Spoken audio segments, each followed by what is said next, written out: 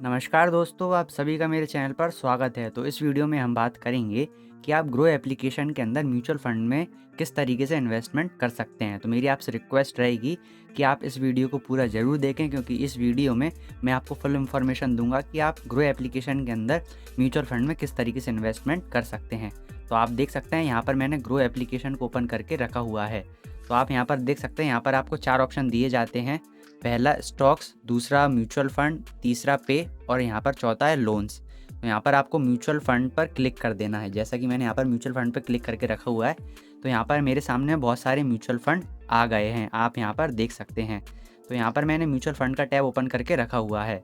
तो आप यहाँ पर अगर सारे म्यूचुअल फंड देखना चाहते हैं तो आपको यहाँ ऑल म्यूचुअल फंड पर क्लिक कर देना है। तो मैं यहाँ पर क्लिक कर दूँगा। तो यहाँ पर लगभग उन म्यूचुअल फंड आपके सामने आ जाएंगे जो कि अभी तक अच्छा परफॉर्मेंस करते आ रहे हैं। जैसा कि आप देख सकते हैं, जो सबसे ऊपर म्यूचुअल फंड आ रहा है उसका नाम है quant small cap mutual fund. इसने पिछले 3 साल में 44% से भी ज़्यादा का रिटर्न दिया है। तो आप यहाँ पर देख सकते हैं, यहाँ पर काफ़ी सारे म्यूचुअल फंड आपके सामने आ रहे हैं। पर लेकिन जब भी आप किसी म्यूचुअल फंड में इन्वेस्टमेंट करें तो आपको हमेशा अच्छे से रिसर्च करना है और उसे अच्छे से समझ कर ही इन्वेस्ट करना है। आपको बिना सोचे समझे किसी म्यूचुअल फंड में इन्वेस्ट नहीं करना। जैसे कि मैं आपको थोड़ा मोटा मोटा बता देता हूँ कि आप देख सकते हैं यहाँ पर लिखा हुआ है लार्ज कैप, मिड कैप और स्मॉल कैप। तो सबसे ज़्यादा जो रिस्की होता है वो स्मॉल कैप होता है, फिर उसके बाद जो कम रिस्की वाला होता है वो मिड कैप होता है, और सबसे ज़्यादा सेफ़ होता है वो लार्ज कैप होता है। लार्ज कैप में वो वाली कंपनियाँ होती हैं जो कि बहुत ज़्यादा बड़ी हैं और पहले से इस्टेब्लिश्ड हैं, और स्मॉल कैप में वो कंपनियां हैं जो कंपनियां भी शुरुआत कर रही हैं। पर मैं आपको एक बात बता दूं कि सबसे ज़्यादा जो रिटर्न मिलता है वो स्मॉल कैप में ही मिलता है। तो जितना आप म्यूचुअल फंड में रिस्क लेंगे आपको उतना ज़्यादा रिटर्न मिल सकता है, तो इस बात का आप ध्यान रखिएगा। तो इस म्यूचुअल फंड मतलब कि इस वीडियो में हम बात करते हैं कि आप म्यूचुअल फंड में किस तरीके से इन्वेस्टमेंट कर सकते हैं। तो मैं आपको समझाने के लिए ये एक्सिस बैंक वाला small cap mutual fund open कर लेता हूँ। तो मैं यहाँ पर इस पर क्लिक कर देता हूँ। तो आप देख सकते हैं मैंने एक्सिस बैंक का small cap mutual fund open कर लिया है। तो यहाँ पर आप इसके सारे डिटेल देख सकते हैं कि पिछले 3 साल में इसने कितना रिटर्न दिया है, पिछले 1 साल में इसने कितना रिटर्न दिया है, पिछले 6 महीने में कितना रिटर्न दिया है। सारा डाटा आप यहाँ से चेक कर सकते हैं। यहाँ पर आप देख सकते हैं कि इसका NAV कितना है। इसका NAV 101 रुपये है।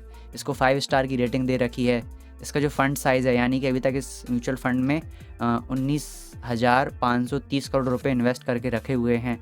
अगर आप इस म्यूचुअल फंड में इन्वेस्ट मतलब कि SIP करना चाहते हैं तो मिनिमम आपको 100 रुपये की SIP करनी पड़ेगी। तो यहाँ पर आपको सारी डिटेल दे दी जाएगी। अब हम बात करते हैं एक्सपेंस रेशियो की। तो इस म्यूचुअल फंड का जो एक्सपेंस रेशियो है वो देख सकते हैं आप 0.54% है। यानी कि अगर एक्सपेंस रेशियो 1% से कम हो तो वो अच्छा माना जाता है। तो आप यहाँ पर एक्सपेंस रेशियो भी चेक कर सकते हैं, एग्जिट लोड भी देख सकते हैं, टैक्स इम्प्लीकेशंस भी चेक कर सकते हैं। यानी कि ग्रो एप्लीकेशन के अंदर आपको इन्वेस्टमेंट करने से पहले हर एक चीज़ चेक कर लेना है कि कैसा क्या है, कैसा क्या नहीं है। जैसा कि यहाँ पर टैक्स के बारे में दे रखा है कि आपको अपने रिटर्न्स पर कितना क्या टैक्स देना है। एग्जिट लोड के बारे में दे रखा है कि अगर आप 12 महीने से पहले अपने पैसे को बाहर निकालते हैं तो आपको 1% का एग्जिट लोड देना पड़ेगा।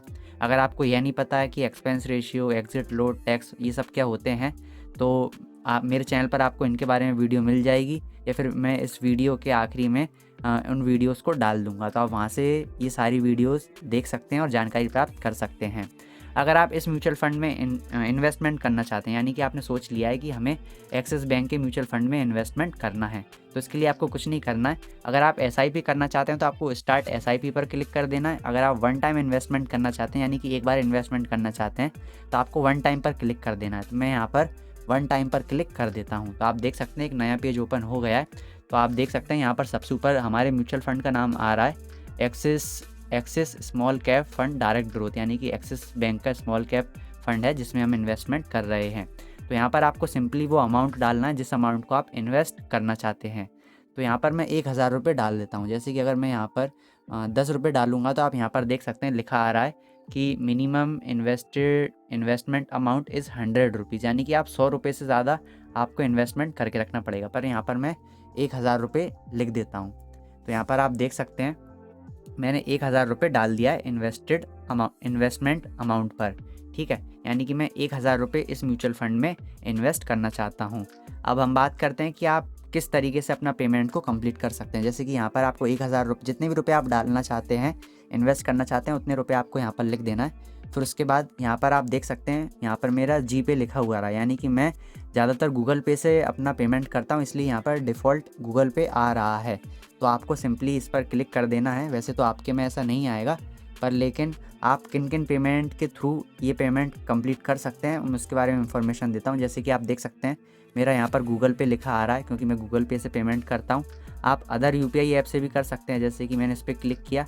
अगर मैं पे 1000 पे क्लिक करूँगा तो यहाँ पर मेरे पास ऑप्शन आ जाते हैं गूगल पे, भीम यूपीआई, पेटीएम, अमेज़ॉन और फ़ोनपे से भी आप मतलब कि पेमेंट कर सकते हैं। पर फ़ोनपे मेरा इस मतलब कि मोबाइल में इंस्टॉल नहीं है, इसलिए फ़ोनपे का ऑप्शन नहीं आ रहा है।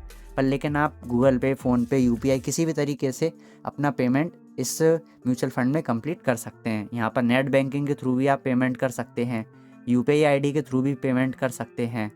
तो यहाँ पर आपको बहुत सारे ऑप्शन दिए जाते हैं पेमेंट कंप्लीट करने के लिए। आप किसी की भी मदद से अपना पेमेंट कंप्लीट कर सकते हैं।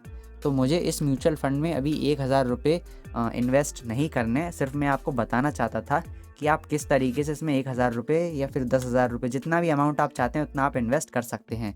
अगर आप इन्वेस्टमेंट करना चाहते हैं तो कुछ नहीं है, आपको पेमेंट मेथड सेलेक्ट कर लेना, जैसे कि मैंने गूगल पे कर रखा है, और यहाँ पर अमाउंट डाल देना है। अमाउंट डालने के बाद यहाँ पर जो लिखा आ रहा है नीचे इन्वेस्ट, आपको इन्वेस्ट पर क्लिक कर देना। जब आप इन्वेस्ट पर क्लिक करेंगे तो जिस जीमेल आईडी से या फ़ोन नंबर से आपने अपना डीमैट अकाउंट बनाया है उस पर एक कोड आएगा, उस कोड को आपको डाल देना है, जिससे कि आपका जो अकाउंट है वो वेरीफाई हो जाएगा। वेरीफाई होने के बाद आपको अपना पेमेंट कंप्लीट कर देना है। पेमेंट कंप्लीट करने के बाद आपका जो ट्रांजैक्शन है वो सक्सेसफुली हो जाएगा, यानी कि जितना भी पैसा है आपके बैंक अकाउंट से कट गया है वो मतलब कि म्यूचुअल फंड में इन्वेस्टेड हो जाएगा। अब मैं आपको बता देता हूँ कि जब आप एक बार अपने पैसे को इन्वेस्ट कर देंगे किसी म्यूचुअल फंड में तो फिर आप किस तरीके से उसे देख सकते हैं।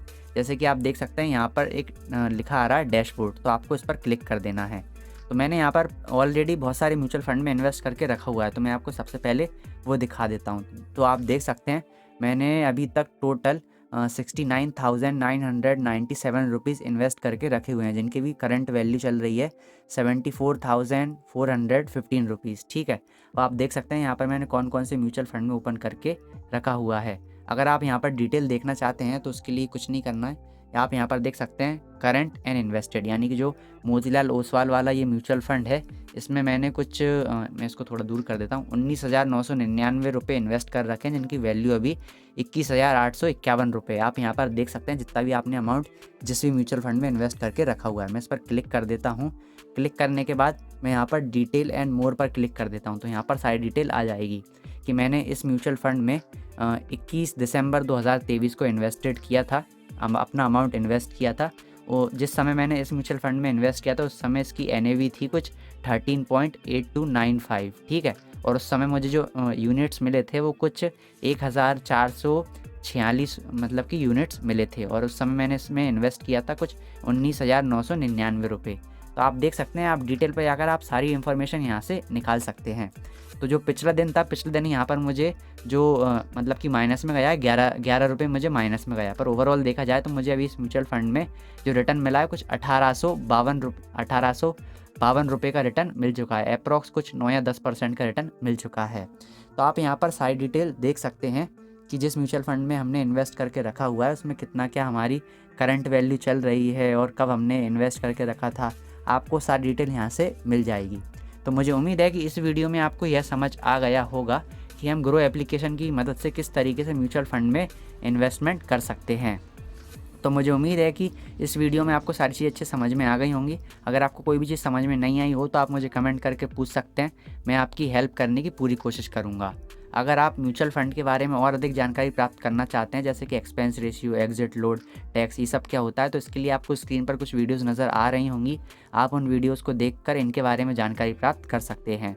तो इस वीडियो को हम यहीं पर समाप्त करते हैं। धन्यवाद।